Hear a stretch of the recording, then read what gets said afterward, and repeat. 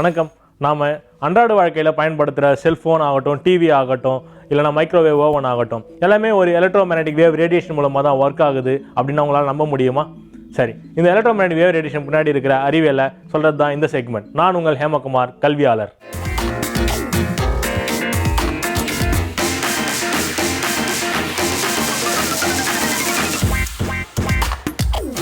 இந்த electromagnetic waves பற்றி தெரிஞ்சுக்கணும் அப்படின்னா முதல்ல வேவ்ஸ் அப்படின்னா என்ன அப்படின்றதுக்கான விட நமக்கு தெரியணும். சரி, வேவ்ஸ்னால் என்ன அப்படின்னு நம்ம பார்க்கலாம். வேவ்னா ஒன்றும் இல்லைங்க, அலை, அவ்வளோதான். அலை அப்படின்னா அதாவது மேலும் கீழும் அசைவு நடக்குது இல்லைங்களா? ஒரு கடற்கரையில் போய் நிற்கிறீங்க, அங்கே நீர் மேலும் கீழும் அசையுது, அது பேர் அலை அப்படின்னு சொல்லலாம். சரி, இந்த அலை ரெண்டு வகையாக மாறுபடுது. ஒன்று எலக்ட்ரோமேக்னெட்டிக் வேவ் அப்படின்னு சொல்லலாம், இன்னொன்று மெக்கானிக்கல் வேவ் அப்படின்னு சொல்லலாம். What is mechanical wave? அதாவது நீங்கள் ஒரு பெரிய கல் எடுத்து அந்த கல்லை கிணத்துக்கு நடுவில் தூக்கி வீசுறீங்க. வீசும்போது என்ன ஆகுதுன்னா ஒரு அலை உருவாகுது. கண்டிப்பாக நீர் நகரத்து கிடையாது. நீர் என்ன ஆகும் பார்த்தீங்கன்னா மேலே கீழே நகர ஆரம்பிக்கும். ஆனால் நீங்கள் போட்டிங் பார்த்தீங்களா கல், அதனால ஒரு சக்தி உருவாகி அந்த சக்தி அந்த கிணத்தோட மத்தியிலிருந்து சைடுக்கு மூவ் ஆக ஆரம்பிக்கும். இதுதான் மெக்கானிக்கல் வேவ். எலக்ட்ரோமேக்னெட்டிக் வேவ் அப்படின்றது ஒரு ரேடியேஷன். சரி, இந்த ரேடியேஷன் அப்படின்னா நமக்கு முதல்ல தெரிய வேண்டியது what is conduction, what is convection, what is radiation அப்படின்றது நமக்கு தெரியணும். சரி, முதல்ல கண்டக்ஷன்னா என்ன அப்படின்னு சொல்லிட்டு சின்ன வயசுல நம்ம கேள்விப்பட்டிருக்கோம். பையன் தப்பு பண்ணா அம்மா சூடு வைப்பேன் அப்படின்னுவாங்க. அம்மா என்ன பண்ணுவாங்க, ஒரு சமையல் கரண்டி எடுத்து அடுப்பில் வச்சிருவாங்க, ஒரு பக்கம் அவங்க கையை பிடிச்சிக்குவாங்க. அது மாதிரி பிடிச்சிட்டு இருக்கும் போது ஒரு பக்கம் நெருப்பு சுட்டுட்டே இருக்கும், ஆனால் இன்னொரு பக்கம் நம்ம சூட ஃபீல் பண்ண முடியும். அது எப்படி நம்மளால ஃபீல் பண்ண முடியுது? இது எப்படி நடக்குதுன்னா அந்த ரேடியேஷன், அந்த நெருப்பு அந்த கம்பியோட ஒரு முனையில பட்டு அந்த நெருப்பு, அந்த சூடு அந்த கம்பியிலிருந்து ஒரு முனையிலிருந்து இன்னொரு முனைக்கு டிராவல் ஆகுது. அது பேர் தான் ஹீட் டிரான்ஸ்ஃபர் அப்படின்னு, அதை வெப்ப பரிமாற்றம் அப்படின்னு சொல்றது. இந்த மாதிரி ஒரு சாலிட்ல நடந்தாலோ லிக்விட்ல நடந்தாலோ இது பேர் ஹீட் டிரான்ஸ்ஃபர் அண்ட் கண்டக்ஷன் அப்படின்னு சொல்லுவாங்க. What is convection? அதாவது இந்த கன்வெக்ஷன்னா என்னன்னு தெரியணும் அப்படின்னா முதல்ல ஒரு அடுப்பு எடுத்துக்கும், அதுக்கு மேலே ஒரு பானையில் நீரை நிரப்பிடுவோம். அந்த நீரை நிரப்பிட்டு சூடு பண்ணீங்க அப்படின்னா கீழே சூடான நீர் கொஞ்சம் கொஞ்சமாக என்ன ஆகும் பார்த்தீங்கன்னா மேல் நோக்கி நகர ஆரம்பிக்கும். ஸோ மேலே குளிர்ந்து போயிருக்கிற நீர் கீழே நகர ஆரம்பிக்கும். இந்த மாதிரி ஒரு பொருளே நகர்றதுனால, ஒரு மாலிகுல் நகர்றதுனால வெப்ப பரிமாற்றம் நடந்தா அது பேரு கன்வெக்ஷன். ரேடியேஷன் அப்படின்னா இந்த மாதிரி நெருப்பையும் எண்ணெயை இணைக்கிறதுக்கு எந்த மீடியமே தேவை கிடையாது. அதே மாதிரி கன்வெக்ஷன்ல சொன்ன மாதிரி மேலே இருக்கிற தண்ணியை சூடு பண்ணுறதுக்கு கீழே இருந்து ஒரு தண்ணி மேலே போக தேவை கிடையாது. இந்த மாதிரி எந்த ஒரு தொடர்பும் இல்லாமல்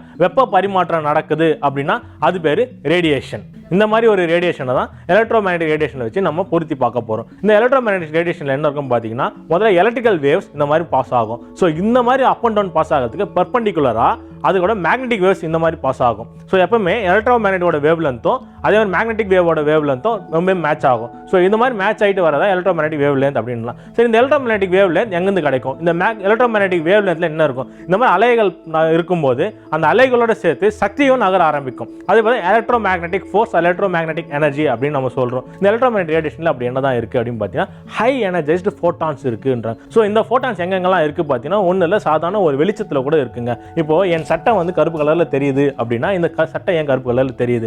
அதாவது இந்த கதிர்வீச்சுல 7 கலர் இருக்குங்க எப்பவுமே. Violet, indigo, blue, green, yellow, orange, red. இந்த 7 நிறத்தையும் இது அட்ராக்ட் பண்ணி எதையுமே ரிஃப்ளெக்ட் பண்றதே கிடையாது. அதனால இது எல்லாத்தையும் அப்சர்வ் பண்றதுனால இது பிளாக் கலர் தெரியுது. இந்த மாதிரி 7 கலரு, அதே மாதிரி gamma ray, x-ray, ultraviolet ray, microwave, infrared, radio waves, இந்த மாதிரி கதிர் எல்லாமே இந்த ஃபோட்டான்ஸ்ல. இதெல்லாம் எப்படி கிளாஸிஃபை பண்றீங்க அப்படின்னு நீங்க கேட்கலாம். அதாவது அங்கிருந்து வர ஃபோட்டான்ஸை முதல்ல நம்ம ஸ்டடி பண்ணணும். அந்த ஃபோட்டான்ஸ் எப்படி ஸ்டடி பண்ணணும் பார்த்தீங்கன்னா அதில் ஃப்ரீக்வன்சி, வேவ் லென்த், இது ரெண்டுத்தையும் பேஸ் பண்ணி அதோட இது எனர்ஜியை ஸ்டடி பண்ண முடியும். அதாவது ஒரு செகண்டுக்கு எத்தனை சைக்கிள் உங்களை கம்ப்ளீட் பண்ணி போகுது, அந்த வேவ், அந்த அப் அண்ட் டவுன்ஸ் எத்தனை கம்ப்ளீட் பண்ணி போகுது அதை செக் பண்ணீங்கன்னா அது ஃப்ரீக்வன்சின்னுவாங்க.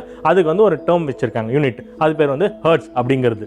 அதே மாதிரி இந்த ஃப்ரீக்வன்சிக்கு ஒரு ஃப்ரீக்வன்சிக்கும் இன்னொரு ஃப்ரீக்வன்சி, அதாவது ரெண்டு மேல் இருக்கு இல்லைங்களா, உயர்ந்த திசை இருக்கு இல்லைங்களா, அந்த வேவ்ஸோட அப் அண்ட் டவுன்ஸ், அந்த ரெண்டு அப்போட டிஸ்டன்ஸ் பார்த்தீங்கன்னா அது வேவ் லென்த்னு சொல்லலாம். வேவ் லென்த் அதிகமாக இருந்தது அப்படின்னா அது ரொம்ப தூரம் டிராவல் பண்ணும். வேவ் லென்த் குறைவாக இருந்தால் அது குறைஞ்ச தூரம் தான் டிராவல் பண்ண முடியும். ஆனால் வேவ் லென்த் குறைவாக இருந்து ஹை ஃப்ரீக்வன்சி இருந்தால் ஹை எனர்ஜி இருக்கும். அதே மாதிரி இந்த எலக்ட்ரோமேக்னெட்டிக் வேவை ரெண்டாக பிரிக்கலாம். ஒன்று அயனைசிங் ரேடியேஷன், இன்னொன்று நான் ionising radiation. What is ionising radiation அப்படின்னு கேட்டிங்கன்னா அந்த கதிர்வீச்சு உங்கள் உடம்புல பட்டால் அது உங்கள் ஸ்கின்னை உள்ள ஊடுருவி போகும். அப்படி ஊடுருவி போகும்போது உங்கள் திசுக்களில் இருக்கிற ஒரு ஆட்டமில் இருக்கிற புரோட்டானியோ எலக்ட்ரானியோ அதனால வெளியே நீக்க முடியும். அப்படி நீக்கிச்சு அப்படின்னா அது சார்ஜ் ஆக ஆரம்பிக்கும், அயனைஸ் ஆக ஆரம்பிக்கும். அயனைஸ் ஆகும்போது தான் உங்களுக்கு கேன்சர் போன்ற டிசீஸ் வர ஆரம்பிக்குது. அதே வாட் இஸ் நான் அயனைசிங் ரேடியேஷன் அப்படின்னா, ஒரு பேப்பர் A4 ஷீட் பேப்பர் எடுத்து ஒரு சின்ன திக்கா இருக்க பேப்பர் எடுத்து வச்சீங்கன்னா அந்த நான் அயனைசிங் ரேடியேஷன் உள்ள டிராவல் பண்ணாது. எக்ஸாம்பிள் என்ன, நீங்க லிஃப்ட்டுக்குள்ள போகும்போது செல்போன் வேலை செய்யாது, ஏன்னா நான் அயனைசிங் ரேடியேஷன்ல ஒர்க் ஆகுது. இன்னைக்கு எலக்ட்ரோ மேக்னெட்டிக் வேவ் ரேடியேஷனா என்ன, அது எப்படி உருவாகுது,